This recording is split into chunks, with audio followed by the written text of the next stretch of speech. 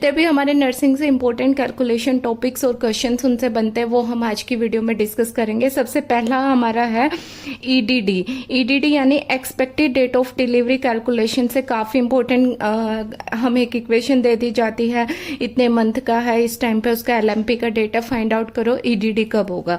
Second important topic है हमारा Apgar score. Apgar score से भी कैलकुलेशन बनती है और हमें राइट ऑप्शन जो आंसर के अंदर वो फाइंड आउट करना रहता है। उससे क्या बनता है हमारा, जैसे इक्वेशन दे दी जाती है, बच्चे का पल्स रेट इतना है, उसके बाद उसके लिप्स ब्लू हैं, तो हमें फाइंड आउट करना है उसका अपगार स्कोर कितना होगा, और उसी में से हमारा क्या चला जाएगा, कोई भी 5, 6, 7, 8 करके ऑप्शन दिए होंगे, राइट आंसर चला जाएगा। नेक्स्ट है हमारा गटपाल। गटपाल भी एक इम्पोर्टेंट टॉपिक है जिसमें हमें क्या करना रहता है, gravida, term, preterm, abortion, live birth, ये करके GTPL जो है वो कैलकुलेट करना होता है। और इसमें भी क्या दे दिया जाता है कि टर्म बेबी है, उसका प्रीमी ग्रेविडा है, ऐसे करके हमें, और फिर हमारी एक इक्वेशन बन जाती है जिसमें हमें ऑप्शन दिए होंगे G1, T0, A1, इस तरह से हमारा क्या हो जाएगा, राइट आंसर जो है हमें मैच करना रहेगा। नेक्स्ट हमारा कैलकुलेशन का टॉपिक है हमारा अपगार स्कोर हो गया। उसके बाद हमारा फोर्थ है GCS।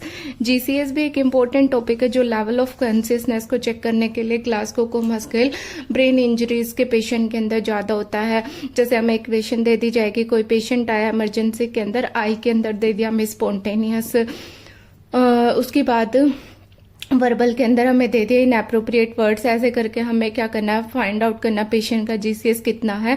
कुछ ऑप्शन दिए होंगे 0, 3, 7, ऐसे करके हमें अपना राइट आंसर फाइंड आउट करना है, ठीक है। नेक्स्ट उसके बाद GCS के बाद है हमारा इंपॉर्टेंट है ड्रग कैलकुलेशन। ड्रग कैलकुलेशन से भी काफ़ी बार क्वेश्चन पूछा गया है, जिसमें हमें क्या कैलकुलेट करना है। ड्रग कैलकुलेशन के अंदर जो भी हमारा फ्लूइड वॉल्यूम क्या जाएगा, रेट ऑफ फ्लूइड का वॉल्यूम, ये सब फाइंड आउट करना है। जिसमें हम देते हैं फ्लो रेट कितना है, ये सब फाइंड आउट करना है। टोटल वॉल्यूम कितना है, इंडिविजुअल डोज कितनी दी है। इसके बाद नेक्स्ट इंपॉर्टेंट टॉपिक है, इसमें से ड्रग कैलकुलेशन के बाद हमें फाइंड आउट करना है percentage of area of burn.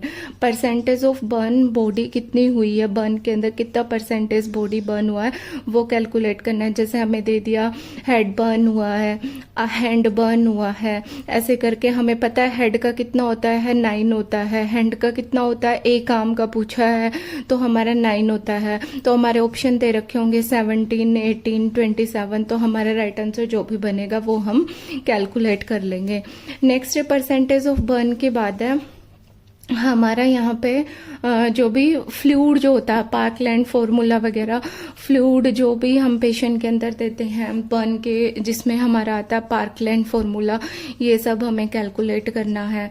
Fluid calculation हो गया, अपगार हो गया, गटपाल हो गया, GCS हो गया, परसेंटेज ऑफ बर्न हो गया, EDD हो गया। ये कुछ इंपॉर्टेंट कैलकुलेशन के टॉपिक्स हैं जिनसे हमारे रिपीटेडली जो है कैलकुलेशन के हिसाब से क्वेश्चन बनता है, और हमें पूछा भी गया है प्रीवियस एग्जाम के अंदर। जब हम देखते हैं, एक काफ़ी इंपॉर्टेंट इसमें से हमारा बच गया है, वो है हमारा क्या, acid base balance. Acid base balance calculation, और इसमें आता हमारा ABG कैलकुलेशन।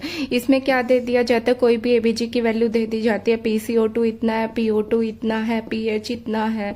जैसे pH 7.32 दे दिया, PCO2 हमें 46 दे दिया, और PCO2 जो है हमें 30 दे दिया, तो 38 दे दिया या फिर 30 दे दिया, तो हमें कैलकुलेट करना है। ये हमारा एसिड हो गया, ये हमारा कम है, तो जैसे ये pH होता है bicarbonate, PCO2 divide by bicarbonate, ये वाला फॉर्मूला लगा के, तो ये हमारा क्या चला जाएगा, रेस्पिरेटरी एसिडोसिस। इस तरह से हमें कैलकुलेट करना है। These are some important topics for calculations जिनसे रिपीटेडली प्रीवियस एग्जाम के अंदर क्वेश्चन हमारा बना है। तो आप इनको क्या कर सकते हैं, एक बार रिवाइज कर सकते हैं, कुछ टाइम लगेगा। इनको रिवाइज करने के बाद आपका लगभग एक क्वेश्चन जो है वो यहाँ से फिक्स हो जाएगा। Wish you all the best.